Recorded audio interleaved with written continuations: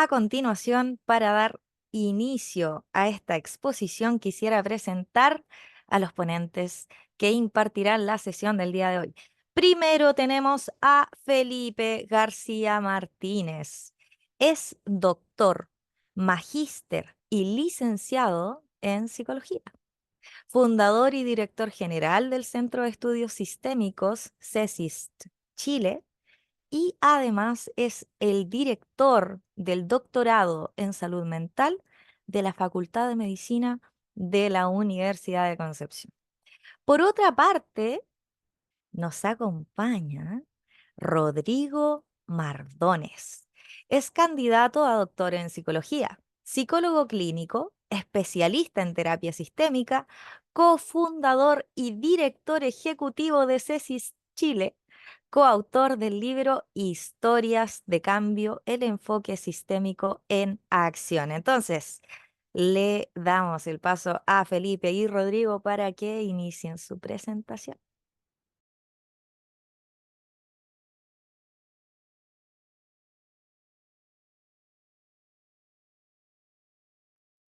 Ahora sí, no, me parecía que no podía abrir el audio. Bien, de verdad muchas gracias, muy emocionante, ¿no? La convocatoria. Saludo cariñosamente a la gente de México porque vengo llegando de allá, llegué antes de ayer, así que anduve ahí en Ciudad de México, Tlaxcala, tuve que practicar una semana los nombres, ¿no? Coaxacoalcos, así que ahí está, anduve por ahí en un, ¿cómo se llama?, congreso organizado por CAPSIA, así que muchas gracias por la acogida. Bien, voy a partir presentando una laminita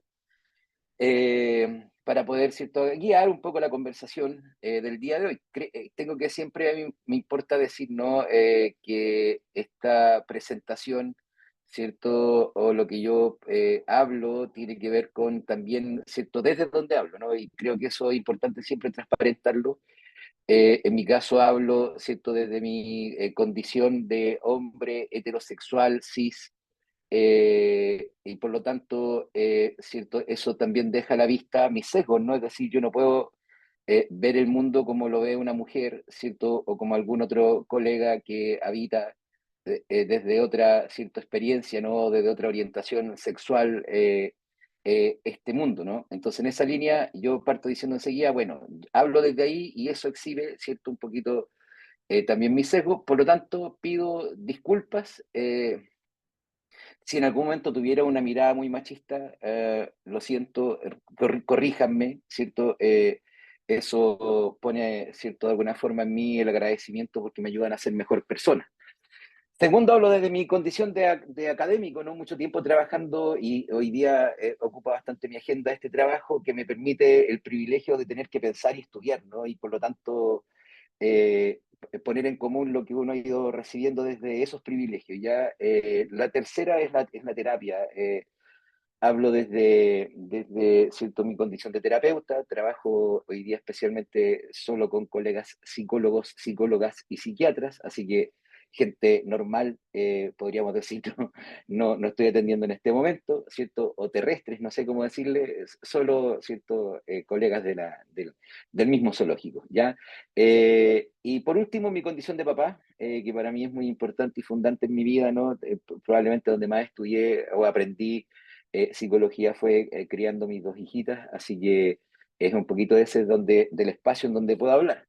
En donde tenemos que hablar de cierto delincuencia, en donde tenemos que hablar de delitos, de sufrir un delito violento, ¿cierto? Donde tenemos que hablar de trauma, ¿no? Y que efectivamente podríamos decir instala, ¿no?, a la psicoterapia desde un desafío en la necesidad de salud mental que no siempre estamos preparados. Para eso hay que dar una explicación, ¿no? Es decir, probablemente, ¿cierto? Con el paso del tiempo, ¿no? Hemos ido como percibiendo, ¿cierto?, la salud mental especialmente, o también bajo el concepto de bienestar en esa línea, ¿cierto?, como un derecho de la población. Esto a lo mejor a las generaciones jóvenes les parece una perogrullada, ¿no? Es decir, bueno, ¿qué es lo novedoso? Bueno, personas como yo, ¿cierto?, que tenemos 50 años ya, ¿cierto? Felipe y alguien más por ahí que no voy a decir, ¿cierto? Que da la impresión, están más cercanas a nuestra edad, veníamos de una generación del aguante. Ya, por eso que de pronto siento de manera muy, para mí, vergonzosa, ¿no? Uno se encuentra con posteos, ¿no? En redes sociales como, ah, claro, ahora los niños son delicados, la generación de cristal, a uno con la chancleta, ¿cierto? Le ordenaban enseguida los chakras y todas esas cosas, ¿no? A mí me pegaron y miren, no estoy nada mal, ¿no? Aunque me tiriten las manos y me fume 2 cajetillas de cigarro al día, eso es otra cosa. ¿Te das cuenta? Hemos ido avanzando en una sociedad, especialmente en Latinoamérica, porque esto, ¿cierto? Ya había comenzado en Europa, que va percibiendo que tenemos derecho a la salud mental. Y eso evidentemente movilizó, ¿cierto?, el ingreso del concepto salud mental, también, ¿cierto?, de manera más, podríamos decir, disponible, presente para la población en general, desde los sistemas de, ¿cierto?, salud, salud pública y esas cosas, ¿no? De manera tal que probablemente, ¿cierto?, en cada país la estadística varía, ¿cierto? En el caso de Chile hablamos de 72.000 colegas registrados en el sistema de salud. Fíjate, cuando uno hace una mirada, cierto, más o menos general, el psicólogo hoy día es parte del equipo profesional de escuelas, cierto, educación superior, cierto, es parte del equipo de profesionales de las empresas, ¿no? Entonces, hemos ido llegando de alguna forma a distintos ambientes, cierto, con además la presencia de aún más colegas, ¿no? Lo mismo también ha pasado, por ejemplo, la figura, ¿no?, antigua de la o del asistente social, como ahora, ¿cierto?, cambia y es trabajo social, ¿cierto? Y por lo tanto, también aparece el trabajo social vinculado al bienestar, ¿no? Y para qué decir nuevas profesiones como, por ejemplo, terapeutas ocupacionales, ¿cierto? Y otros más que vamos trabajando con las personas, bajo la bandera, podríamos decir, de llevar, ¿cierto?, la salud mental, que además se ha instalado como una necesidad pública, ¿no?, en salud. Pero fíjense, además, nuestras disciplinas han ido haciendo un viraje, ¿no? Probablemente las nuevas fundaciones, ¿no? Quiero decir, desde la terapia sistémica, no porque yo habite en ese domicilio, cierto, terapéutico, pero por cuestión cronológica, ¿no? Desde ahí, que de pronto empieza la psicología a dar un giro interesante, lento, evidentemente, quisiéramos que a lo mejor hubiera sido más rápido, pero recuerdan ustedes cuando empezamos a hablar con terapias centradas en el cliente o en el paciente, ¿no? Es decir, eso no siempre fue así, ¿no? Es decir, veníamos de modelos terapéuticos, podríamos decir modernos, ¿no? Clásicos, que más bien estaban fijos en el procedimiento. Es decir, cómo podemos, ¿cierto?, realizar un procedimiento lo más parecido, cercano al manual, ¿cierto? Pero en la medida en que empiezan a aparecer elementos importantes desde la investigación, ¿no?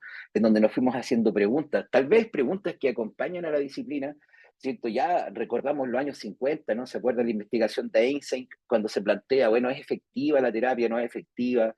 ¿Cierto? Más tarde, ¿cierto?, investigaciones como la de Lambert al respecto de, ¿cierto?, qué es lo que provoca el cambio.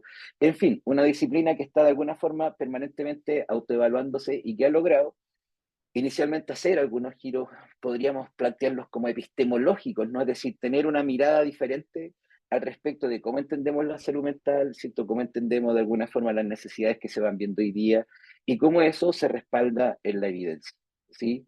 Eh, es como de alguna manera hemos venido avanzando en este proceso que no ha sido, ¿cierto?, con menos esfuerzo, ¿no? Porque por otro lado, esta demanda, ¿no?, que se instala desde la salud mental, es a un modelo que tenemos que reconocer es individualista e individualizante. Es decir, desde nuestra origen, ¿no? Que no tiene que ver con maldad, no tiene que ver con una opción así como siniestra, tiene que ver porque, bueno, la psicología nace en contextos médicos, los primeros, ¿cierto? Uno estrictamente no eran psicólogos, pero queremos decir psicólogo en términos de gente que se estaba fijando en la psique, ¿cierto? Funcionan a la manera en que funcionan los médicos, ¿ya? Y con la demanda que se instala sobre la medicina, especialmente la demanda de la especificidad, ¿no? Es decir, el médico tiene que identificar, ¿cierto?, el patógeno que te está afectando o la situación, ¿cierto?, orgánica que te está afectando para poder, ¿cierto?, específicamente tener una respuesta al respecto de esa necesidad y no otra, ¿no? Sin embargo, en la medida en que vamos avanzando, ¿cierto?, nos vamos dando cuenta de que ese nacimiento nuestro desde la medicina, en donde recién vinimos a observar casi en la década de los 60 los primeros psicólogos y psicólogas no médicos que venían desde la profesión purita, ¿no? Es decir, entraron como sujetos sin una profesión y luego estudian psicología. Entonces, fíjate, para poder empezar a observar estos fenómenos y al mismo tiempo la profesión, podríamos decir, ¿cierto? Comienza también a tener ciertas transformaciones. Muchos de nosotros, los cercanos a mi edad, probablemente tuvieron que vivir esa experiencia, por ejemplo, en donde la carrera de psicología, ¿cierto? Pasaba desde la facultad de ciencias sociales a la de medicina, luego volvía a la de ciencias sociales. Entonces, ¿dónde ponemos esta cosa llamada psicología? ¿Ya? Lo cierto es que nacemos en un contexto en donde se está instalando también un modelo económico, político, ¿cierto? Que va a comenzar a regir la manera en que nos relacionamos entre nosotros y que ese modelo económico, ¿cierto? Y político es el capitalismo, de cierta forma, ¿cierto?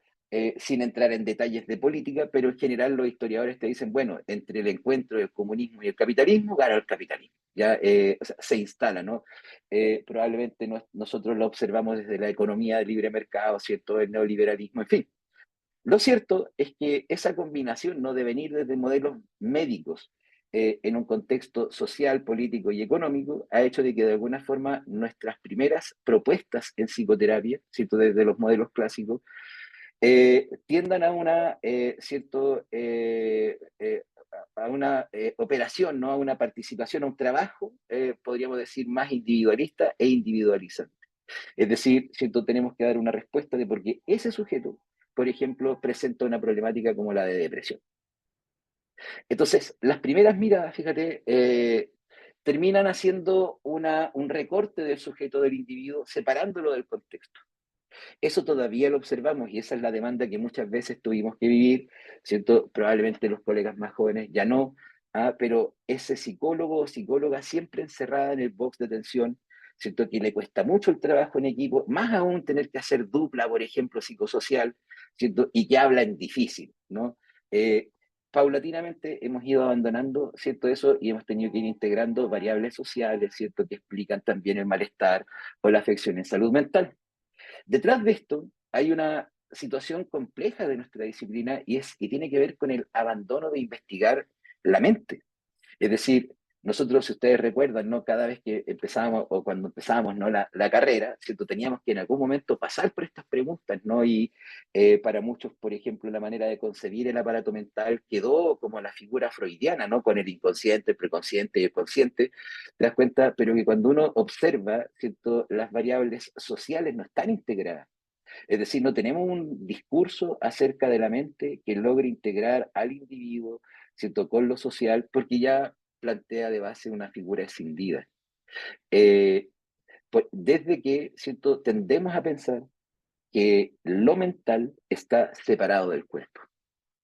Esto era radical, ¿cierto? Y muy complejo de plantear, fíjense, hasta hace unas décadas atrás, todavía se hablaba, ¿no? Así como de, por ejemplo, personas que nacieron en un cuerpo equivocado. ¿Qué es eso? Como esta idea de que hay un envase al que le cabe, ¿cierto?, adentro algo que es como la mente, ¿te das cuenta? Y que pudiera equivocarse de cuerpo. Entonces hablábamos de ciertos segmentos de la población en ese momento considerados como patológicos, ¿no? Al respecto de lo que es la experiencia, de la pregunta, ¿no? Por la identidad, ¿cierto? Y cómo se lastimó muchas veces a la población trans, ¿cierto? A la homosexualidad, diciendo, bueno, son mentes que quedaron cambiadas al respecto del cuerpo. Eso era concebir, ¿cierto? El cuerpo y la mente como dos elementos separados, categorías diferentes que no tienen ninguna conexión entre sí. Pero esa división, te das cuenta que se plantea desde esa forma, conllevaba también consecuencias lógicas. Es decir, cuando uno considera la mente separada del cuerpo, entonces al mismo tiempo conlleva considerar, ¿cierto?, al sujeto separado de lo social. Si la mente habita dentro del cuerpo, ¿cierto? Y no es el cuerpo, lo social sería el cuerpo, porque es la materia, es lo que cuando uno se centra en la locomoción colectiva, permiso, córrete para el ladito, ¿cierto? Entonces ahí está, pero esa mente va dentro. ¿Ah? El fantasma que guía la máquina, ¿no? De alguna forma, ¿cierto? Lo planteábamos así, ¿ya? Todavía podríamos decir, lo entendemos así. Y eso conlleva un problema al respecto de qué es la mente, pregunta que por mucho tiempo fue clásica en psicología, de la que fuimos solo diciendo metáforas, hasta el día de hoy, en la mesa de autopsia no ha aparecido la mente. ¿Te das cuenta? Y empezamos a tener miradas cerebrocéntricas, ¿cierto? Empezamos a disesionar el cerebro, ¿no? Entonces, la emoción, por ejemplo, de pronto toma como a la parte, ¿cierto?, más importante, pero de pronto otros dicen, en realidad no, es la conducta. Ya, ¿qué es eso? No lo sabemos. Pero tampoco comprendemos muy bien, ¿cierto?, lo relativo al cuerpo, ¿no? Y de pronto banalizamos el cuerpo como que diera lo mismo. Y esta separación todavía la podemos observar, por ejemplo, en la manera en que organizamos la salud, en donde tú tienes salud mental por un lado, y las otras ciertas situaciones de salud, ¿cierto? Que no son salud mental, son salud corporal, orgánica. O sea, la manera en que pensamos, ¿no?, nuestro sistema de salud es una manera escindida, cuando debieran estar integradas. Por lo tanto, esto, fíjate, va provocando una situación compleja de manera indirecta, en donde ¿cierto?, terminamos separando el sujeto de lo social como dos categorías irreconciliables. Un ejemplo de esto, colegas extranjeros, ¿cierto? Voy a poner un ejemplo chileno, es que nosotros percibimos lo público como amenazante. Este es el gran cambio, ¿no?, que se instala en este modelo social, político y económico, que no lo habíamos observado en toda la historia de Occidente. Desde Grecia en adelante, el sujeto siempre se entendió en colaboración, siempre se entendió en codependencia con la comunidad, porque es así. ¿Te das cuenta? Sin embargo, este modelo ha instalado lo público como amenazante. Por eso que cuando uno está terminando la carrera, ¿cierto?, y lo contratan en un trabajito, y uno empieza a ganar sus primeros sueldos, dice, me voy a comprar un autito para no tener que andar en la micro, en el camión, para los colegas mexicanos, para no tener que ir con la gente, ¿no?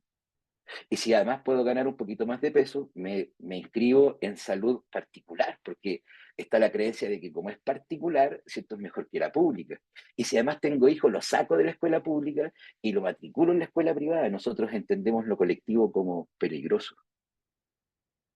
Y eso es un dato importante para entender, por ejemplo, lo que ocurre hoy día al respecto de cómo los medios de comunicación, funcionales a un sistema como ese, lo que te ponen en las noticias permanentemente son situaciones de asalto, ¿cierto?, de violencia y de todos esos temas, ¿no? Y hay una cantidad de cosas que están ocurriendo en el país que se invisibilizan desde esas noticias, que son las que de alguna forma nos van instalando también una sensación, ¿no?, de inseguridad, en la cual siempre alguien gana, ¿no? Te vendo seguridad, pero primero tengo que venderte la necesidad, la de inseguridad.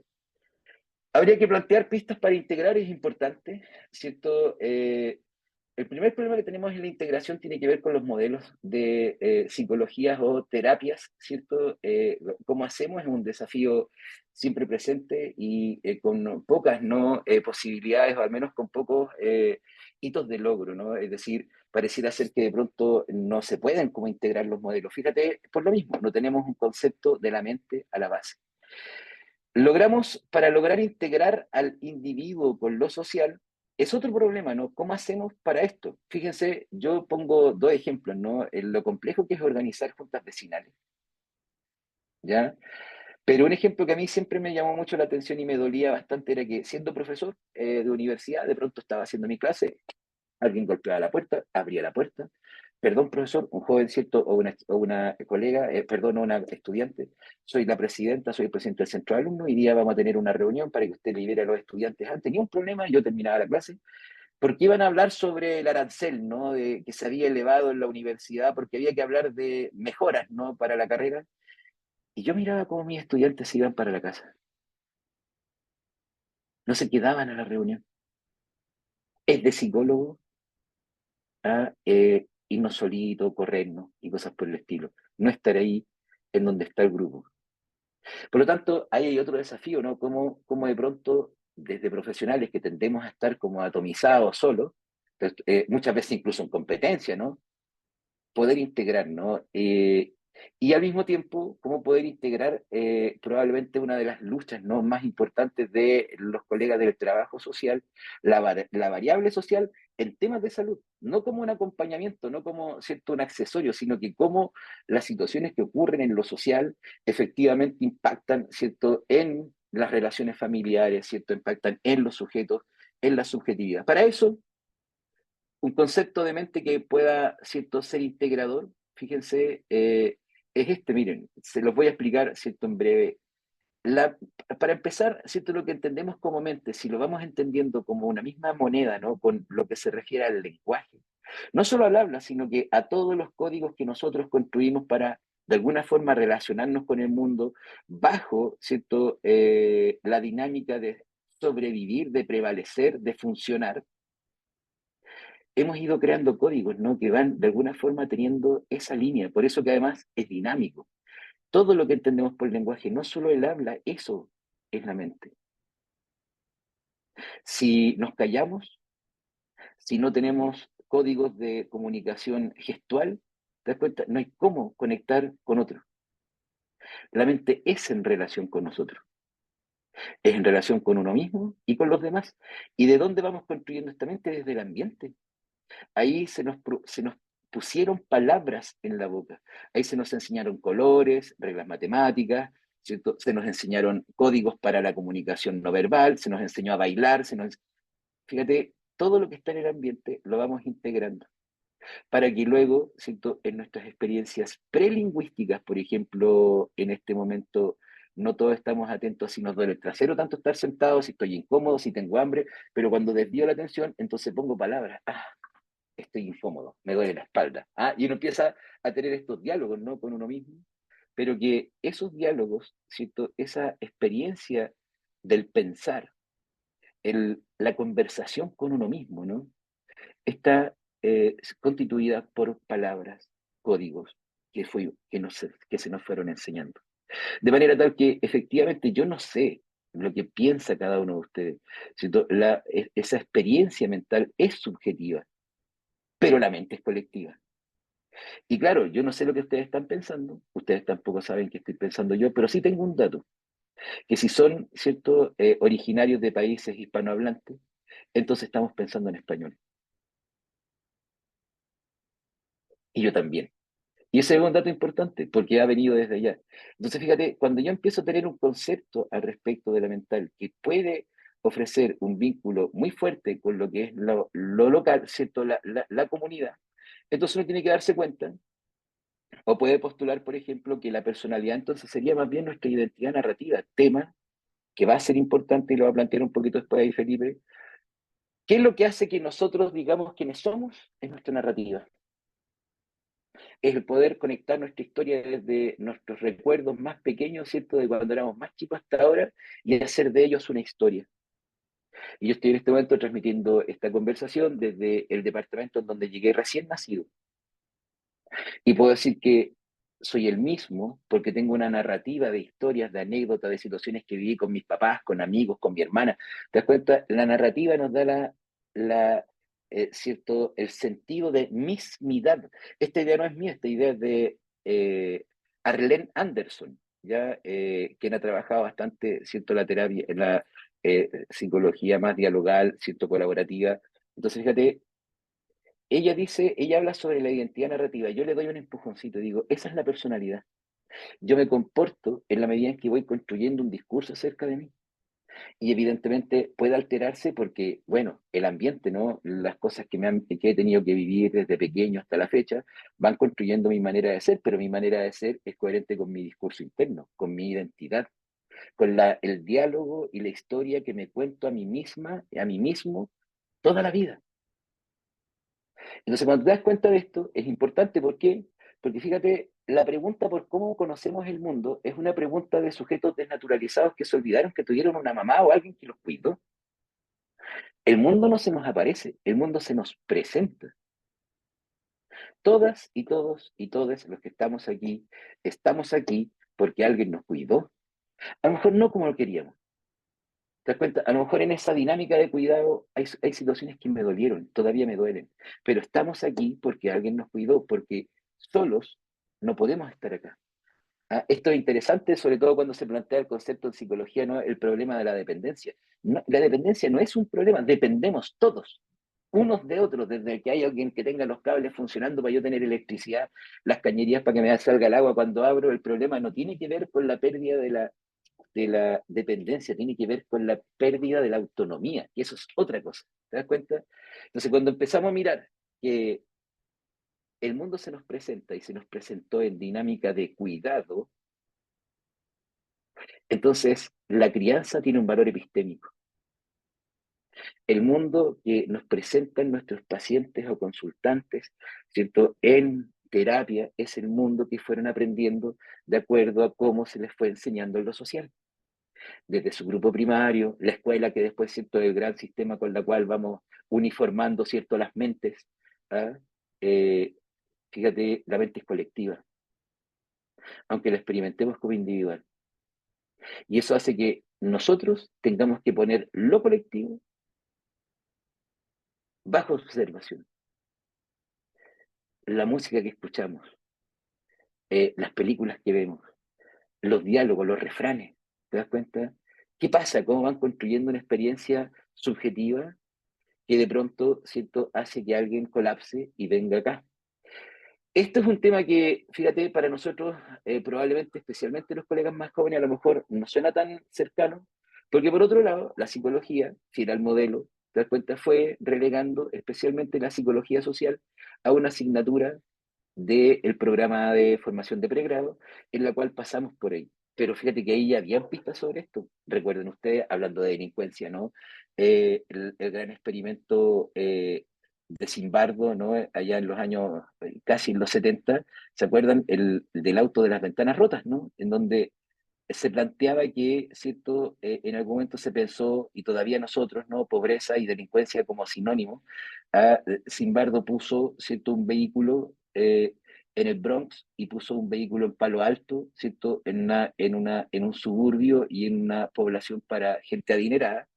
Y claro, el auto en el Bronx se vandalizó tempranamente, entonces todos dijeron, ah, pobreza igual delincuencia, y él dijo, espérense un poquito, y quebró un vidrio en el auto que quedó en Palo Alto, sector donde vivía gente muy educada y acomodada, y el auto con el vidrio roto, al cabo de los días fue vandalizado igual que el que estaba en el Bronx. Por lo tanto, él demostró que no hay una relación entre pobreza y delincuencia, pareciera ser que el deterioro, el desinterés, la despreocupación permite romper, ¿cierto? O te muestra que los códigos de convivencia social se han roto, no son importantes. Y fíjate, esto que pudiéramos plantearlo para un auto o para un automóvil dejado en un lugar, también aplica para la salud mental. Pareciera ser que el bienestar del otro en esta manera de construir sociedad da lo mismo. Eh, Tuvimos con Felipe que participar en una charla en la ciudad de Lota, desde donde además estoy transmitiendo la clase. Luego del asesinato de un estudiante, dos adolescentes se pelearon y se cuchillaron en una calle que tiene 8 establecimientos educacionales, una de las calles donde circulan 10.000 personas todos los días. Ellos pensaron que estaban solos, que nadie los observaba. Y ahí un adolescente de 17 años mató a otro de 17 años. En ese lugar hemos de alguna forma separado estos dos elementos, ¿no? Lo individual con lo social, y lo hemos puesto en contraposición. Eso hace que nos sintamos en ausencia de ley, donde da lo mismo lo que hace el otro, donde yo no me meto, donde siento doy vuelta la cara para no ver lo que está pasando. Y fíjate, cuando tuvimos que empezar a observar el delito, que hemos descubierto que efectivamente el delito es mayor en zonas de descuido. Eh, la suciedad, el desorden, el maltrato, donde son mayores, ¿no? Eh, una comunidad que exhibe signos de deterioro, ¿cierto? Da la impresión de que no le importa a nadie. Por eso que es importante cuando nosotros también hacemos parte de las organizaciones sociales en donde vivimos, hacer parte de la junta de vecinos, tratar de mejorar nuestro entorno, hablar de estas cosas. Porque después lo que va a ocurrir es que cada uno, ¿cierto?, es potencialmente víctima de algo que va a requerir un apoyo terapéutico, va a requerir, ¿cierto?, un trabajo clínico de una demanda importante. Y eso lo van a ver con mi querido amigo y colega Felipe García. Les dejo esta frase que me gusta mucho, ¿no? Hannah Arendt la cita en un libro y dice, todas las penas pueden soportarse si las ponemos en una historia o contamos una historia sobre ellas. Y ahora les dejo a Felipe, al final preguntas para lo que ustedes quieran, ¿cierto? Si hay dudas o algo así. Amigo mío, voy a sacar la pantalla, dame un segundo. Ahí está, ahora puede compartir usted. Muy Eso. bien, muchas gracias Rodrigo por la primera parte, ¿no? Ahora voy a enfocarme yo en hablar un poco de lo que es la violencia. Eh, siguiendo un poco la línea de lo que hablaba Rodrigo también, del prejuicio, de las expectativas y también de lo que podemos hacer, ¿no? En algunos ámbitos de trabajo, ¿no? De reacción frente al fenómeno de la violencia, ¿no? Eh, Voy a compartir una diapo que va a guiar la conversación. ¿Ya? Creo que ahí está. Creo que se puede ver. Y acá tengo que borrar la anotación. Voy a hablar justamente, primero, obviamente, lo que es la violencia, lo que significa la violencia para las personas que son afectadas por ella directo o indirectamente. Y luego, algunos formatos de intervención en crisis temprana, ¿no? Para personas afectadas por la violencia, ¿no? Ya nos hablaba Rodrigo acerca de ella. Eh, la violencia está muy plagada de prejuicios, ¿no? Uno cuando habla de violencia generalmente se imagina una relación con la pobreza, ¿no? Y por lo tanto, la persona violenta es la persona que además tiene ciertas características, ¿no? Que lo hacen incluso identificable como peligroso o peligrosa, ¿no? A la prensa salía hace algunos días atrás una persona que era constantemente se le pedía su identidad porque tenía cara de delincuente y él decía, claro, o sea, mostraba un poco su cara y era sé, tiene ciertas características y justamente están relacionadas con el estereotipo. Bueno, pero ya hablaremos de eso. Primero quiero contarles, ¿no? De que las personas que son afectadas por violencias, ¿no? De distinto tipo, eh, la probabilidad de desarrollar consecuencias negativas son mayores que las que tiene una persona afectada por otros eventos traumáticos. Y hay razones para ello. Ya, la primera razón por la cual la violencia tiene ese gran potencial traumatógeno es porque generalmente es provocado por terceros, ¿no? Es provocado por otros, ¿no? Por otras personas. Por eso la violencia encaja en lo que nosotros llamamos trauma interpersonal, ¿no? Y lo va a diferenciar de un accidente. Un accidente en general uno no tiene a quién echarle la culpa directa. O sea, por un terremoto a nadie podemos culpar por haber hecho temblar la tierra, ¿no? Aunque podemos sí culpar a alguien por no haber reaccionado de inmediato, por haber reaccionado mal, etcétera, ¿no? El caso de la violencia es un trauma provocado por otro, y que no solamente es provocado por otro, sino que además es provocado por otro en forma intencional. ¿Da? Hay otras situaciones como los accidentes, donde también hay otra persona provocando, pero que no es intencional, o le llamamos accidente, ¿no? El caso de la violencia es intencional. Y una tercera característica importante en general, que al menos la violencia delictual propiamente tal, ¿no? Que podemos nosotros diferir en qué definimos como violencia delictual, pero en general la violencia delictual ocurre en forma individual, caso a caso, no colectiva, ¿ya?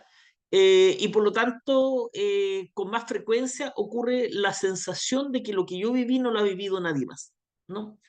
Y esa sensación, por lo tanto, de estar solo, esa sensación de un daño causado por otro y un daño causado por otro en forma intencional, es lo que lleva a que la violencia, junto con otros eh, eventos, ¿no? Que comparten las mismas características, sean de las más traumatógenas que existan. ¿Ya? Otro evento similar es la violencia sexual, que también es delictual, por supuesto, y la tortura, ¿no? Y la violencia y el abuso. ¿Ya? Son las problemáticas que tienen mayor potencial traumatológico. ¿Ya? Eh, Como decía, es causado por otras personas en forma intencionada y entre las consecuencias más frecuentes de la misma es que la persona luego de una acción de violencia empieza a desarrollar síntomas traumáticos, de un principio peritraumático, es decir, son síntomas que la persona muestra como respuesta a la situación de riesgo que vivió y por lo tanto tienen como principal función protegerse. ¿Ya? De ahí la evitación, de ahí la hiperactivación, de ahí la disociación, entre otras, ¿no? Cuya forma de responder cuando la situación es aguda de alguna manera protege nuestra vida. Pero que luego, justamente porque la persona, cuando ya pasa el peligro, queda con sus creencias y valores afectados, ¿no? La sensación de que el peligro es constante, de que en cualquier momento puedo ser víctima nuevamente de una acción delictiva, y que si yo no tomo cuidado constante, entonces voy a volver a ser afectado. Y por lo tanto las personas comienzan a mantener su hiperactivación, su evitación, su disociación, más allá en el tiempo, ¿no? De la situación de riesgo real, y esto empieza a provocar alteraciones en su vida, ¿no? La evitación impide que pueda desarrollar su trabajo, su estudio en forma normal, la hiperactivación genera fatiga, y la disociación genera, por ejemplo, que la persona se sienta desencajada en este mundo, ¿no? Esto no es real, esto no soy yo no, no logro sentir mis emociones, entre otras cosas, ¿no? Y la segunda consecuencia más frecuente son los síntomas depresivos. O sea, las personas, además, reducen en forma importante su estado anímico luego de una experiencia traumática como la violencia. Andan desanimados, ¿no? Andan tristes, tienen muchas veces culpa, porque probablemente hay elementos del daño provocado por la violencia que, mirado en retrospectiva, pudieron haberse evitado, ¿no? Por ejemplo, no haber salido a esa hora, no haberse juntado con esa persona, haber estado más alerta, ¿no? Sobre quiénes venían y quiénes no. Pero claro, eso lo miramos en retrospectiva, pero la persona evidentemente siente que cometió un error grave que le generó daño a él mismo, a ella misma o a las personas que cuidan, ¿no? Y eso puede conducir a síntomas depresivos bastante importantes, ¿no? Lo cierto es que debido a estas características que yo acabo de mencionar, eh, nosotros, considerando que la mayoría de nosotros somos profesionales de la salud mental, tenemos que contar con herramientas para poder ayudar desde el primer instante, ¿no? Desde el primer instante, ¿no? Generalmente con estas acciones vinculadas o orientadas a generar protección, pero también después, ¿no? Cuando las personas ya empiezan a generar alteraciones en su vida y que requieren, por lo tanto, a alguien que los ayude, no sé, a reducir su activación, a reducir la disociación, a que la persona enfrente el lugar de evitar, ¿no? En principio, probablemente intentando prevenir el desarrollo de estas consecuencias que he mencionado, posteriormente ya con estrategias más correctivas, ¿no? Cuando estas ya están presentes y probablemente con algún diagnóstico ya establecido, ¿no? Los delitos en Chile tienen la frecuencia que aparece en pantalla, ¿no? Aquí aparece víctimas de homicidios consumados, que es lo que ha subido en Chile, ¿ya? En general, los delitos en Chile han bajado, pero los delitos violentos, en específico el homicidio, ha ido en aumento. Como ven ahí, con una baja en el año 2021 respecto al año 2020, probablemente debido al confinamiento, y luego una nueva baja, ¿no? El 2023 respecto al 2022. ¿Ya?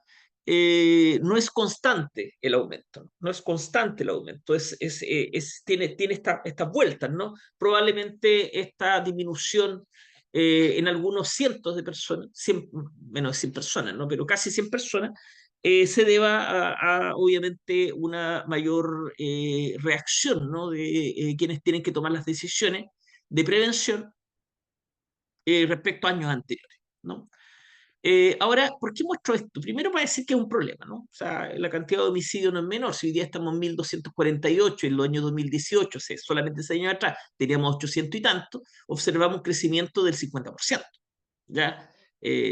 Por lo tanto, no es menor. Estamos efectivamente frente a un problema donde vamos a tener víctimas directas. Las víctimas directas son aquellas personas que sufren un intento de lesión y que no fallecen, las personas que son agredida y lesionada, pero también las víctimas indirectas. Y las víctimas indirectas vamos a encontrar los testigos, los presentes, o sea, algún familiar que estuvo ahí presente, y además muchas veces incluso quienes prestamos ayuda, personas que han sufrido a un trauma como el que estamos mencionando acá, también a veces pueden verse afectados, lo que nosotros llamamos trauma vicario.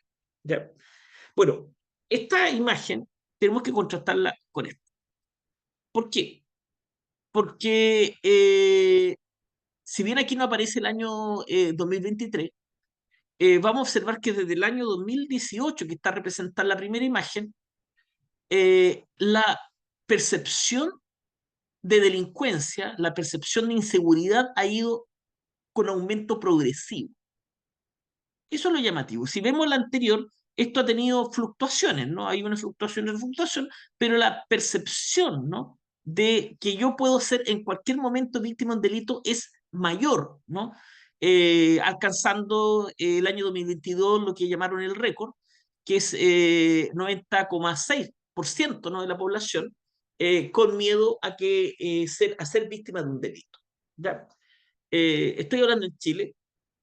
Yo creo que es un fenómeno que también abarca toda Latinoamérica, la percepción de que puede en cualquier momento pasarme algo malo, independientemente de lo que son las cifras, ¿no? Las cifras objetivas. ¿Por qué? Porque esto ya tiene ribetes culturales relacionados, ¿no? con el compartir social, ¿no? Y ese compartir social muchas veces a través de medios de prensa, ¿no? Que tienden a amplificar las noticias referentes, ¿no? A los distintos delitos y por lo tanto aumentando la percepción de riesgo de sufrir ese delito. ¿Ya? Y es probable que, bueno, la única forma de probarlo es que efectivamente ocurra, ¿no? De que aún disminuyendo más la cantidad de homicidios en el presente año, puede que la percepción de violencia siga aumentando. ¿Por qué? Porque, insisto, esto se transmite no solamente con el boca a boca, sino también con políticas de comunicación social, ¿no? Que son las que generalmente nos transmiten este nivel de inseguridad. Ahora, del punto de vista psicológico, ¿qué es más importante? ¿La cantidad real de homicidio o la percepción de que yo puedo ser dañado con algún tipo de delito, ¿no? Y sabemos que lo que gente reacciona a sus percepciones, no a los hechos objetivos, ¿no? Y por lo tanto, este aumento en la percepción de inseguridad conlleva, ¿no? A que la gente en general esté más estresada, más alerta y con miedo, ¿no? Constante. Y por lo tanto pueden recibir las consecuencias de este estado de alarma permanente. ¿Ya? Entre ellas las que yo mencioné anteriormente, la fatiga, ¿no? Estar cansado, estresado, agotado, con dificultades para concentrarse, ¿no? Incluso sabemos que una persona que está constantemente tensa va a mostrar irritabilidad y la irritabilidad va a afectar en las relaciones interpersonales, ¿no? Entonces, no es para nada menos lo que está ocurriendo. Hay mucha gente con miedo y esa gente con miedo muchas veces termina llegando a consulta con nosotros. ¿Cuáles son las reacciones en general ante un evento altamente estresante? Ya, como decía anteriormente, las personas tienen que responder a la amenaza y para responder a la amenaza tenemos que activarnos, ¿no? Porque activándonos, podemos responder en forma más enérgica y con mayores recursos disponibles para defendernos de una situación de peligro. Y por lo tanto, vamos a observar estas reacciones que están viendo acá. Primero, el estrés. El estrés es un mecanismo que tiene el cuerpo para aumentar los niveles de energía disponible, de tal manera de enfrentar una situación que efectivamente demanda mucha energía, como las situaciones de peligro, los desafíos, entre otras cosas. Y por lo tanto, el cuerpo genera una serie de cambios metabólicos para poder dotarse de esa energía, entre ellos la liberación de cortisol, porque el cortisol permite mover o movilizar una gran cantidad de carga energética, glucosa, por ejemplo, en la sangre, hacia las extremidades para generar la reacción metabólica. Necesitamos cortisol, porque el cortisol de alguna manera es como echar leña al fuego, ¿no? Y además adrenalina, ¿no? Que es la que nos permite que el cuerpo ya empiece a activarse, ¿no? Que lata el corazón más rápido, que los músculos se tensen, entre otros, ¿no? Y la verdad es que no hay nada malo en esa reacción. Ya cuando nos estresamos somos capaces de responder, como dije, con más energía y por lo tanto probablemente si estamos en una situación de riesgo, eh, correr más rápido, pegar con más fuerza. Observamos en la televisión que mujeres, ¿no? Que ven un niño, a su propio hijo, muchas veces debajo de un peso grande, es capaz de sacar toda la fuerza disponible para mover ese peso y salvar a su hijo. ¿Ya? Eh, un peso que en circunstancias normales sería imposible de cargar. ¿Ya? Eso es estrés. El estrés viene en ayuda, ¿no? Pero imagínense un cuerpo constantemente con adrenalina, se va a agotar, se va a cansar, estar constantemente con el latido cardíaco alterado, ¿no? Con respiración agitada, con músculos tensos, se va a fatigar. Imaginen ahora una persona que está constantemente con cortisol circulando por su sangre, ¿no? El cortisol, como dije, va a permitir movilizar la energía, pero por otro lado, su acumulación va a generar inflamación y dolor. Y esa inflamación puede relacionarse luego con problemas importantes de salud, ¿ya? Gástrico, intestinal, problemas psicosomáticos, cardíacos, etcétera, ¿no? Que es obviamente uno de los efectos importantes del estrés sostenido. Cuando hablamos de percepción de violencia y percepción de que en cualquier momento me puede pasar algo, puede llevar a que algunas personas tengan un estrés sostenido, sobre todo los que viven en barrios que están estigmatizados como violentos, ¿no? También va a tener miedo. El miedo es una emoción que nos lleva a generar a huir del peligro. Necesitamos también el miedo porque necesitamos efectivamente huir del peligro. Eh, si no sintiéramos miedo, probablemente sucumbiríamos frente a peligros que ni siquiera veríamos venir. Generalmente en el miedo lo que ocurre es que la sangre se va fundamentalmente hacia las piernas para poder correr. A diferencia de la ira, en donde el estrés lleva a que la sangre se vaya más bien a los brazos para pegar. Y ustedes saben que el miedo permanente, estar constantemente con miedo, aparte de todo el desgaste que provoca el estrés, te genera conductas evitativas. O sea, yo no me voy a exponer a algo que me va a generar riesgo, ¿no? El miedo es justamente el que nos lleva a correr hacia el otro lado, ¿no?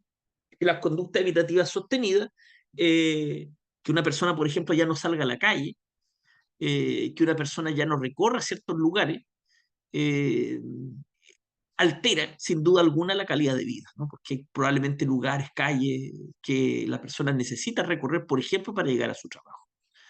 Va a haber preocupación. La preocupación es más cognitiva y está orientada hacia el futuro. Preocupación de que algo me pase más adelante.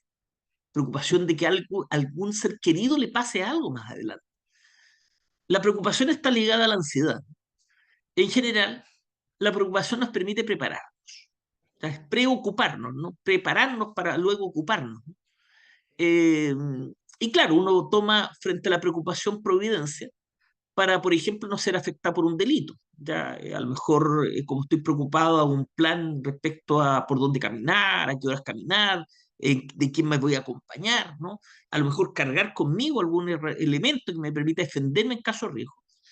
Eh, pero también la preocupación, como usted, probablemente muchos de ustedes lo han percibido, no te deja dormir, ¿ya? Y muchas veces en lugar de llevarte a planificar tu futuro, te paraliza, ¿ya? No sabes qué hacer, sobre todo cuando no cuentas con herramientas, ¿no? Cuando las circunstancias negativas que anticipas no dependen de ti, te paraliza. Y por lo tanto, si nos quedamos solamente con la preocupación, finalmente la persona empieza también a vivir alguna alteración en su vida. Y mucha gente desarrolla conductas poco saludables como conductas compensatorias, ¿no? Fuman, eh, consumen alguna droga para dormir, ¿no? Eh, empiezan a comer en exceso comida chatarra, ¿no? Que es lo que va a aportar fundamentalmente eh, calorías, ¿no? Que estimulan la liberación de dopamina y por lo tanto una sensación de mayor calma, entre otras cosas. Y obviamente un cuerpo que desarrolla conductas poco saludables se hace más susceptible a los efectos negativos del estrés, ¿no? Y por lo tanto se genera un círculo vicioso que termina afectando gravemente a la persona. Yo creo que con esto ya está claro que nosotros los profesionales tenemos que hacer algo, ¿no? Con nosotros mismos por un lado, porque vivimos en el mismo mundo, no somos espectadores de lo que le ocurre a los demás, somos parte de lo que le ocurre a los demás, ¿no? Así que primero nosotros mismos, pero también, como ya dije, contar con herramientas para ayudar al consultante que llega a nuestro box porque está estresado, porque tiene miedo, porque está preocupado, porque tiene conductas poco saludables. O sea, tenemos que contar con esa estrategia. La buena noticia, yo soy bastante optimista, es que tenemos esas herramientas. Ya sabemos qué hacer desde el inicio. Por supuesto que en una charla que tiene tiempo limitado, ya se me está acabando el tiempo incluso, no alcanzamos, por supuesto, a compartir toda esa estrategia, pero están en texto, están en cursos, están en el diplomado, donde uno puede también desarrollarla. Pero varias de esas ustedes la conocen. O sea, en la universidad probablemente enseñan muy pocas herramientas, pero entre las que sí enseñan son aquellas que permiten combatir el estrés, al menos. ¿Ya? Bueno, en intervención en crisis, ¿qué hacemos nosotros en principio? Yo creo que nosotros tenemos que en general renunciar a posturas psicologicistas cuando vemos una situación de crisis. Una situación de crisis implica que la persona acaba de recibir algún daño y por lo tanto potencialmente está susceptible a sufrir nuevamente el mismo daño. ¿Ya? Personas que están recién accidentadas, personas que han vivido recién un incendio, una inundación o un terremoto, personas que recién fueron asaltadas, lo que necesitan inicialmente y por sobre cualquier cosa es protección. Y por eso a veces las intervenciones psicologicistas terminan siendo iatrogénicas, porque una persona que necesita protección, y yo ahí tratando de darle apoyo emocional o enseñar alguna técnica de relajación, en lugar de protegerlo, finalmente lo que estoy haciendo es eh, impidiendo, ¿no?, que se defenda hacia el potencial daño que la persona puede sufrir. ¿Ya? Intervención en crisis, por lo tanto, insisto, tiene principalmente, su principal función es proteger a la persona. Y proteger a todos, ¿no? La víctima de primer grado, también en este caso la víctima de segundo grado, que puede que esté ahí también presente, ¿no? El familiar, el amigo que estaba acompañando a la víctima de primer grado.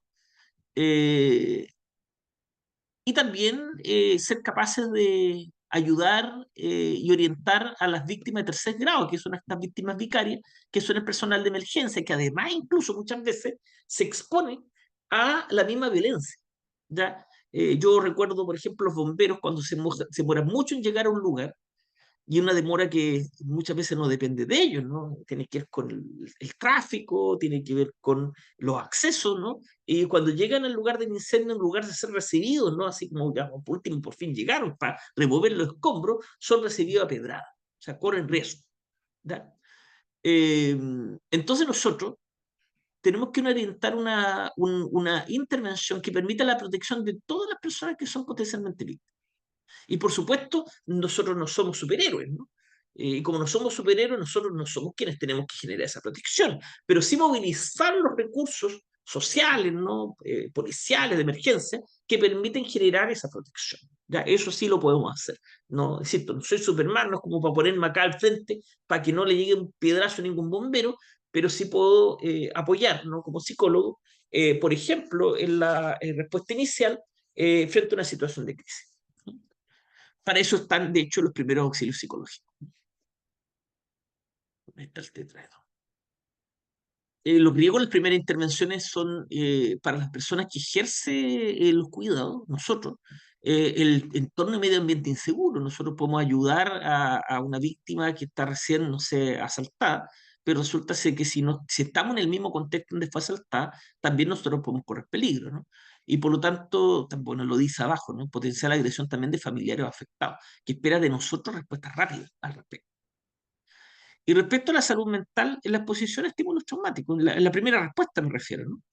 En los hospitales, las clínicas, a veces hay equipos de primera respuesta que tienen que abordar, ¿no? Una persona que, por ejemplo, llega recién quemada, pero se posiciona a eso, igual es fuerte. Ya quienes trabajan en urgencia, probablemente aquí presentes, ven de todo, ¿no? Y por lo tanto tienen que desarrollar algún tipo de estrategia que se existen, ¿no? Entre ellos el distanciamiento emocional, entre ellos el distanciamiento temporal, que nos permita también cuidarnos a nosotros, ¿no? Los pasos iniciales siempre son mantener la calma como profesional de la salud, evaluar, por supuesto, el número de personas afectadas, proteger a las víctimas, como dije anteriormente, y solicitar ayuda a otros, ¿no? Pero insisto que no podemos hacer todo nosotros. ¿Qué busca la intervención en crisis? Brindar protección y seguridad, como yo dije, recuperar la confianza, ¿no?, en sí mismo y en los demás, ¿no? Que la persona detecte, que vea que efectivamente está con alguien que está ayudando, ¿no? Que hay personas que están a su disposición, ¿no? Reconocer recursos personales e interpersonales, o sea, ¿con qué cuenta esa persona acá para poder ser ayudada? A veces incluso en situaciones de crisis podemos otorgar tareas, ¿no? Probablemente a esta persona le podemos pedir que cuide a los niños mientras llegan sus padres, ¿no? Esta otra persona le podemos pedir, por ejemplo, que eh, recoja, ¿no? Algún tipo de implemento que permita curar una herida, entre otras cosas, ¿no? O sea, de hecho, las personas que están en situación de crisis, cuando se sienten útiles, se reduce el posible impacto de esa situación de crisis en su futura salud mental, principalmente porque son personas que se van a ver más activas y más competentes respecto a lo que está ocurriendo, ¿ya? Y cuidar, por supuesto, la salud física y mental de las personas afectadas, ¿no? Ahora, lo decía Rodrigo, ¿no? Yo lo voy a reafirmar, la importancia de la participación social. Muchos estudios muestran que tanto sentirse protegido y cuidado, como también resistir frente a situaciones que son amenazantes en la vida, se logra en mayor medida en cuanto, ¿no? Yo formo parte de un grupo mayor, ¿no? Nos hacemos fuertes entre varios, ¿no? Hay hartas metáforas, ¿no? Quebrar un palo de fósforo bastante fácil, ¿no?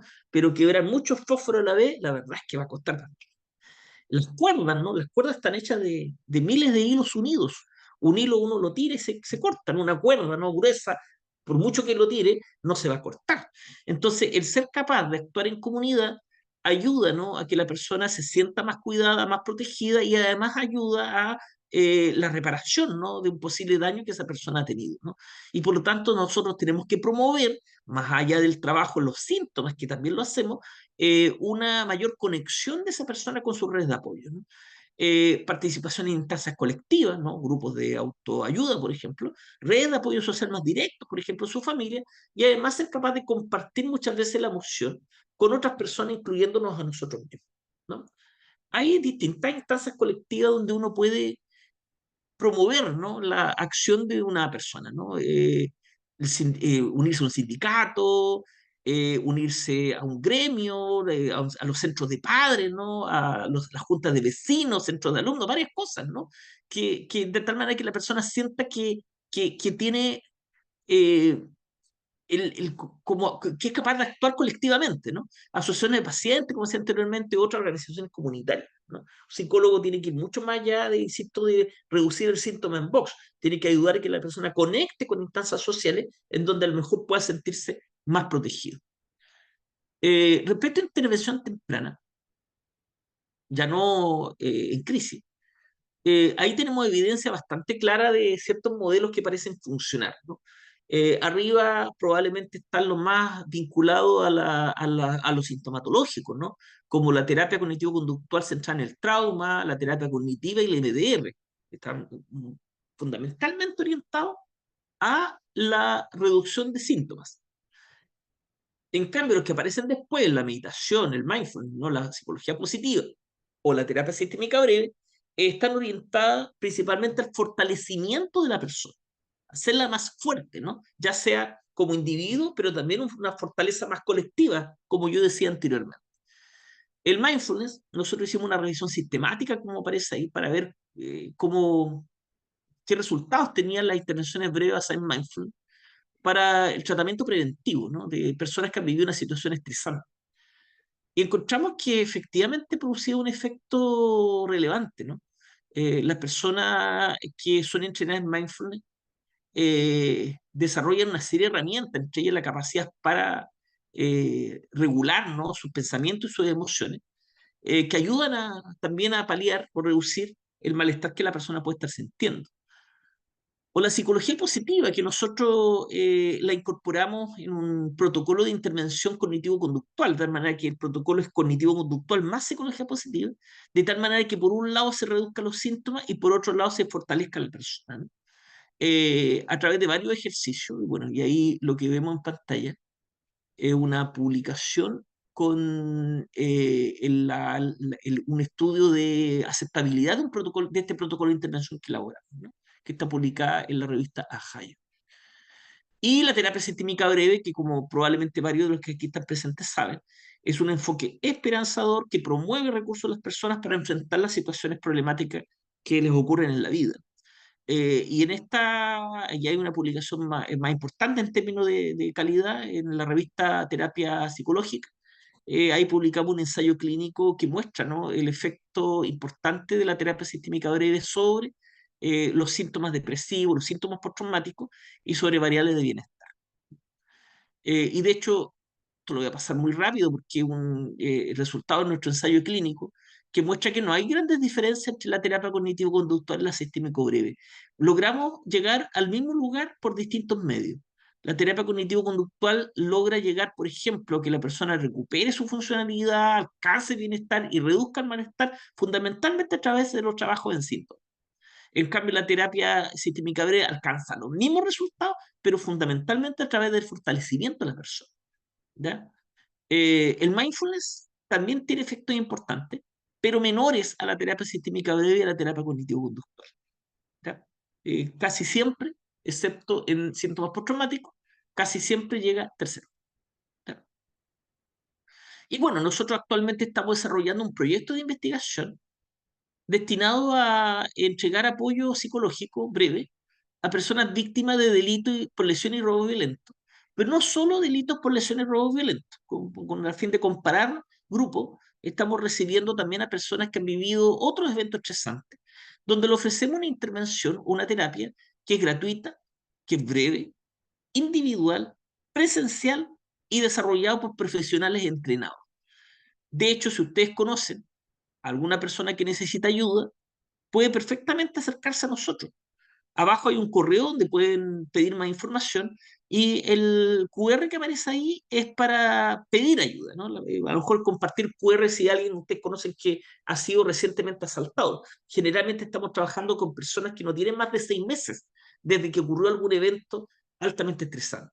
Lamentablemente, por razones diversas, tenemos que excluir el duelo. Cuando hay una muerte no la atendemos porque el protocolo elaborado no aborda duelo.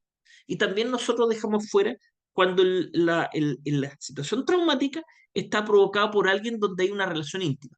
Por ejemplo, la violencia conyugal, por ejemplo, la violencia en el pololeo o el abuso sexual, ¿no? Ahí nosotros también el abuso sexual actual, ¿no?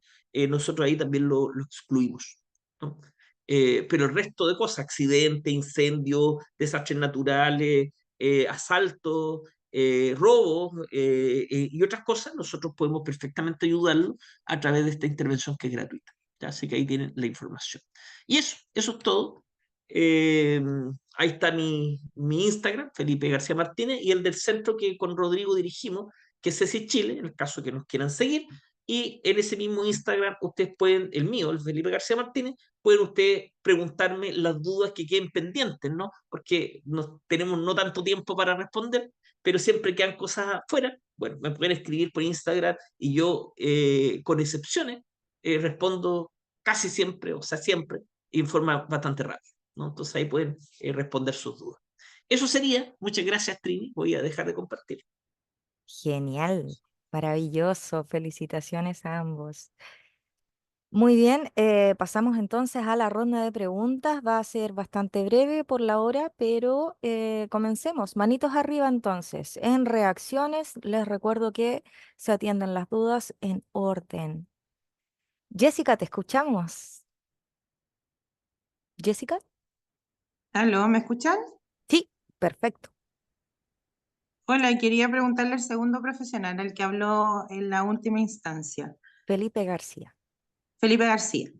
Mira, yo soy educadora, trabajo con jóvenes privados de libertad en un centro de reinserción social acá en la ciudad de Limache. Y quería preguntarle si el equipo de primera respuesta podría existir para los educadores intervinientes en este caso, que muchas veces dentro de estos mismos centros de reinserción sufrimos estos eventos traumáticos con estos jóvenes infractores de ley. Ok, cuando hablas de equipo de primera respuesta, ¿a qué te refieres específicamente, Jessica? Lo que pasa es que nosotros estamos directamente dentro de los módulos con los jóvenes. Entonces recibimos agresiones físicas, verbales.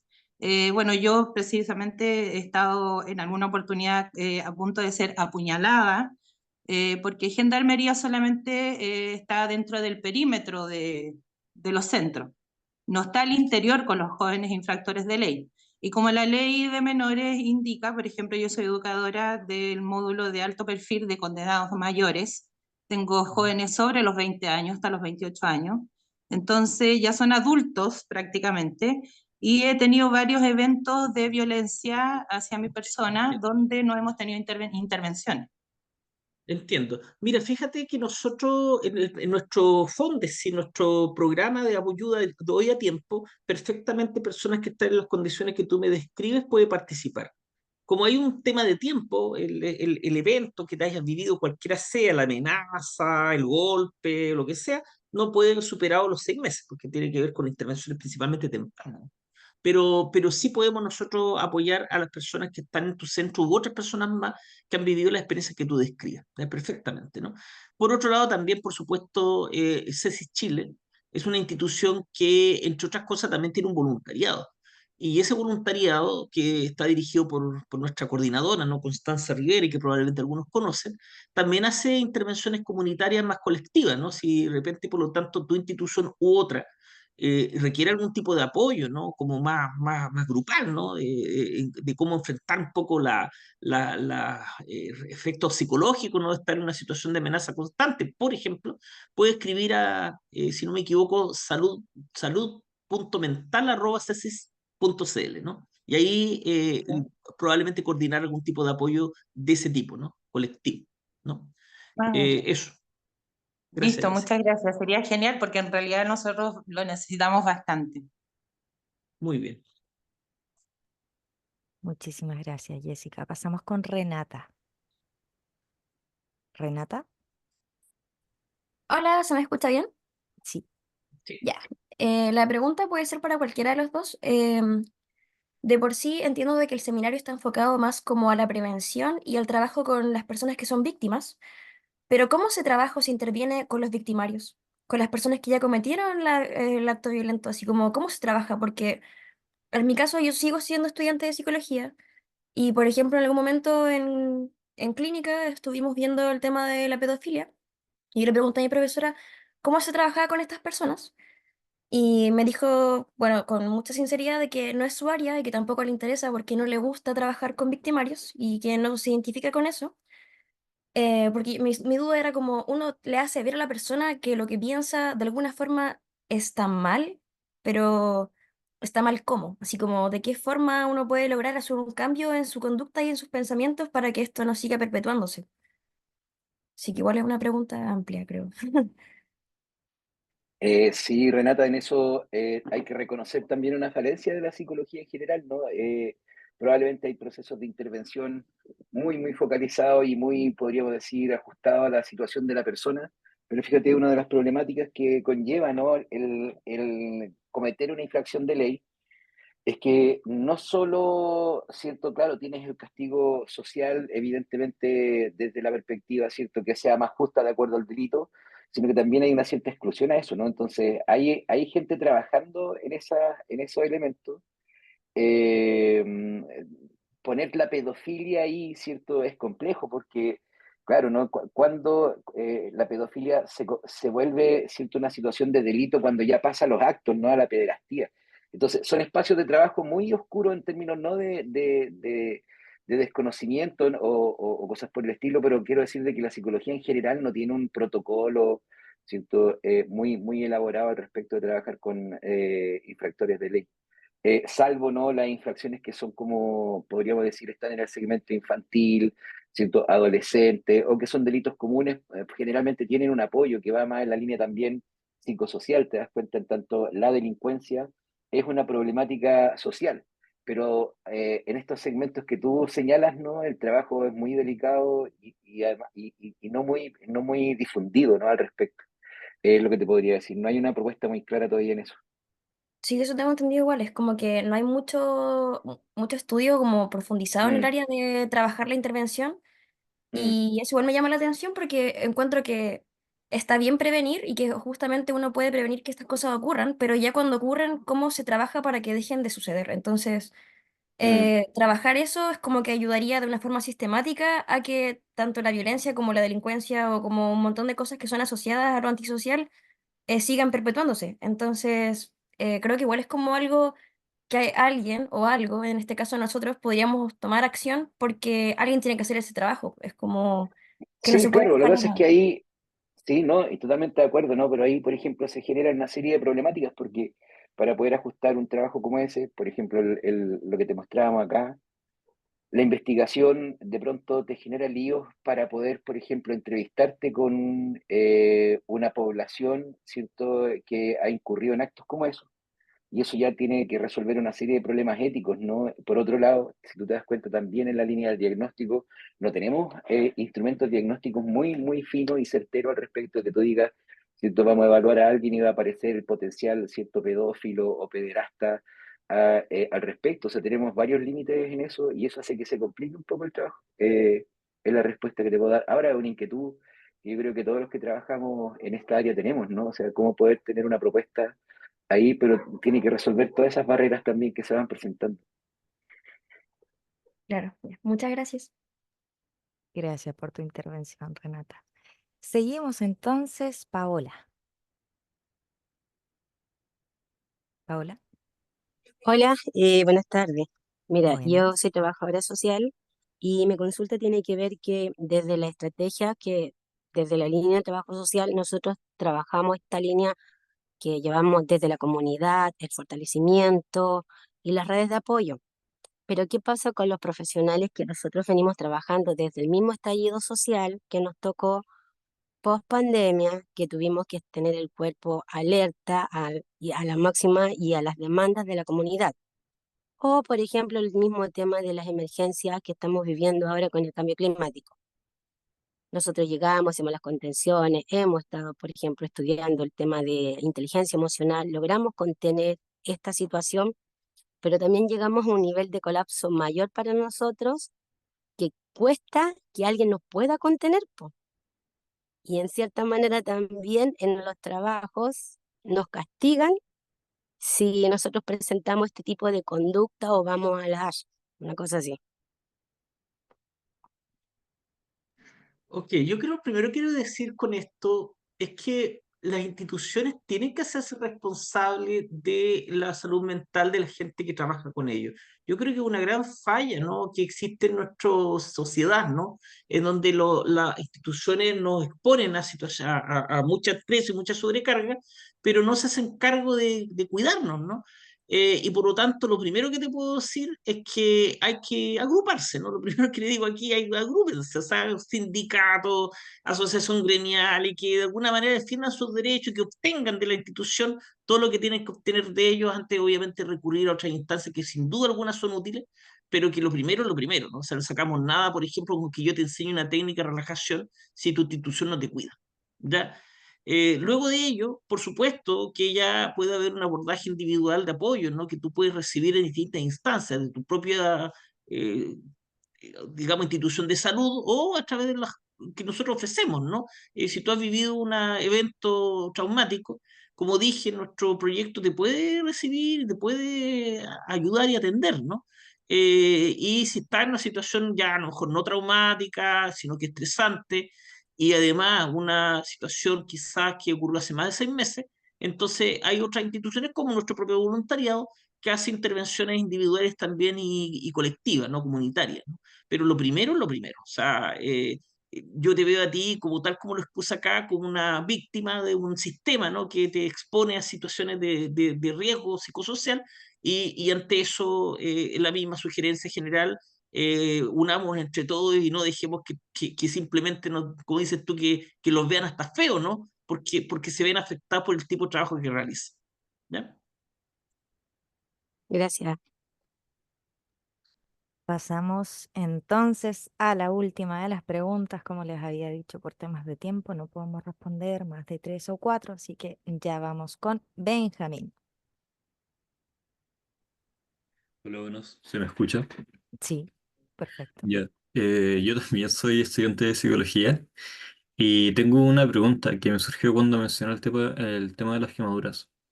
Pero, ¿qué harían en el caso de que, o sea, me lo puede responder cualquiera de los dos, pero ¿qué harían en el caso de que una persona, no sé, sufrió un accidente de auto y se quemó la cara y se desfiguró la cara?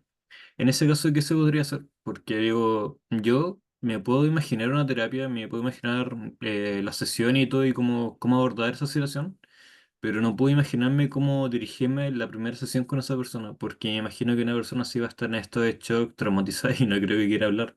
En cuyo caso, ¿qué hago? No puedo decir algo así como, entiendo cómo te sientes o cosas así, porque tampoco creo que me pesque.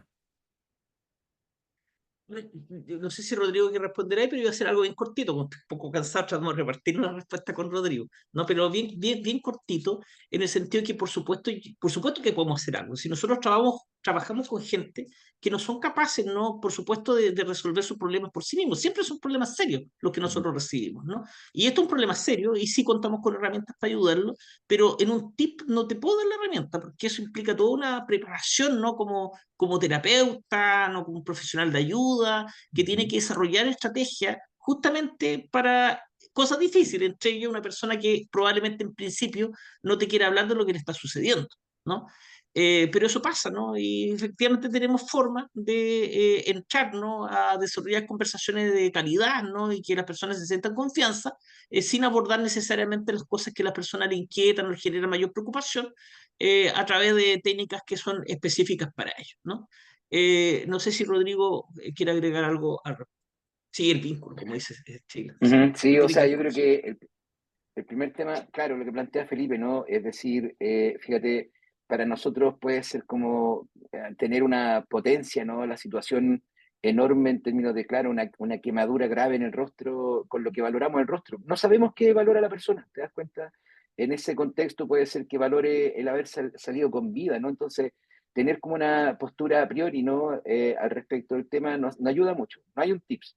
Sin embargo, hay que plantearlo desde la perspectiva de cómo la terapia, ¿cierto? Más bien funciona como un encuentro más que una intervención. O sea, la idea de que yo vengo con una solución para lo que te ocurrió, te das cuenta, es propio de los modelos antiguos, ¿no? Lamentablemente todavía muy, ¿cierto? Enseñados en la universidad, pero antes que nada es como llegar allá, estar. Eso ya, te das cuenta, es un apoyo. Estar y escuchar, ¿no? Que es lo que se va a plantear, porque como te decía, en una de esas te dice, mira, gracias a Dios salí con vida, y el tema del rostro secundario, ya veremos, ¿no? Entonces, plantearse como que un problema es grave per se no es un buen camino. Pero eso se puede entender cuando uno entiende o cuando uno comprende, ¿cierto?, la terapia como el encuentro. Y es el encuentro lo que te va a ofrecer las pistas, ¿no?, de avance. Así que por ahí va la respuesta, compañero. Comprendo. Gracias. Muchísimas gracias. Entonces les sugiero pasar por el chat porque hay muchos comentarios y datos interesantes muy útiles además. Les agradecemos muchísimo por toda la información que nos han entregado, la manera en que lo han hecho. Queridísimos Rodrigo Mardones y Felipe García, no sé si les gustaría dejar a nuestro alumnado invitado para el diplomado. ¿Puede ser? Sí, por supuesto, ¿no? Yo tengo un diplomado justamente sobre trauma, se llama Intervención Efectiva en Trauma, ¿no? Y que si bien nuestro enfoque con Rodrigo de la terapia sistémica breve, en ese diplomado además se muestran otros enfoques, ¿no? Como lo que tiene que ver con estimulación bilateral, lo que tiene que ver con terapia cognitiva para el trauma, lo que tiene que ver, etcétera, ¿no? O sea, entendiendo, como dije en un momento, que hay distintos caminos, pero todos llegan a Roma, ¿no? Entonces, y además con un abordaje diferenciado a problemas específicos que uno puede enfrentar, entre ellos el abuso sexual, entre otras cosas, ¿no? Que son, hoy día el tema del abuso es un tema de mucha relevancia respecto a la intervención, por cuanto es muy frecuente y que genera problemas tanto en el momento en que ocurre como posteriormente cuando llegan a la vida adulta. Entonces, sí, o sea, invitados todos a participar de este diplomado que construimos con mucho cariño y a partir de un trabajo que venimos desarrollando con Rodrigo, yo diría hace más de 20 años. ¿Ya? O sea, muchos años trabajando, estudiando, investigando en el... Hay Sí, yo una creo que pregunta, perdón. Hay una pregunta en No, el chat, si dígalo. acaso esto está solamente dirigido a psicólogos y psicólogas, psicólogues. No, Nosotros entendemos, ¿no? El trabajo, especialmente cuando se trata de trauma, te das cuenta, desde la perspectiva del acompañamiento, ¿cierto? El apoyo de los profesionales necesarios, especialmente, ¿cierto? Que trabajan con personas. Por lo tanto, ¿cierto? No es solo como enseñar a hacer terapia, sino que es cómo abordar situaciones en las cuales uno puede ser, ¿cierto? Un potencial apoyo para alguien que está pasando por esto. Ahora, si tú me dices, mira, pero yo, ¿cierto? Con todo el respeto que me merece, trabajo, por ejemplo, estudié medicina alternativa. El problema no es la medicina alternativa, el problema es la distancia que hay entre un trabajo que requiere una fundamentación, ¿cierto?, en estudios profesionales al respecto. Entonces, trabajadoras sociales, por ejemplo, enfermeras, por ejemplo, terapeutas ocupacionales, por ejemplo, sentimos que de alguna manera les es más afín, ¿no? Entonces, para que no ingresen a un programa que igual requiere ciertos recursos para pagarlo y que luego sientan que la distancia, ¿cierto?, que se genera entre lo que yo estudié o conozco y lo que se está presentando es tan enorme que me termino sintiendo estafado. ¿Ya? Entonces está pensado para un segmento profesional, está pensado para un segmento de personas que además está trabajando, ¿cierto? En el área, y en eso no es, podríamos decir, ¿cierto? Privado para quienes no son psicólogos, pero sí estar en ese contexto. Ahí Felipe puede, ¿cierto? Complementar. sí, yo que siempre respondo con este tipo de cosas, ¿no? La terapia sistémica breve y en general la terapia sistémica proviene del trabajo social. Nosotros hicimos una apropiación de algo que fue desarrollado fundamentalmente por trabajadores sociales. Y por lo tanto, lo que puedo decir es que perfectamente un profesional de la salud mental, que no solamente somos los psicólogos, puede tomar un diplomado como los que nosotros ofrecemos. Ahora, una cosa distinta es practicar psicoterapia, porque en Chile, por ley, solamente practican psicoterapia psicólogos y psiquiatras. Por lo tanto, si tú practicas psicoterapia sin ser psicólogo o psiquiatra, estás cometiendo un delito. Eso es diferente, ¿no? Pero sí tenemos que tener herramientas para apoyar en la salud mental de las personas que llegan, por ejemplo, a un programa de salud mental en un CESFAD, que tú sabes que está compuesto por psicólogos, trabajadores sociales, enfermeros, enfermeras, etcétera, ¿no? Entonces, eso. Ok, muchísimas gracias. Entonces, damos por finalizado este seminario y eso ha sido un agrado. Que tengan linda noche.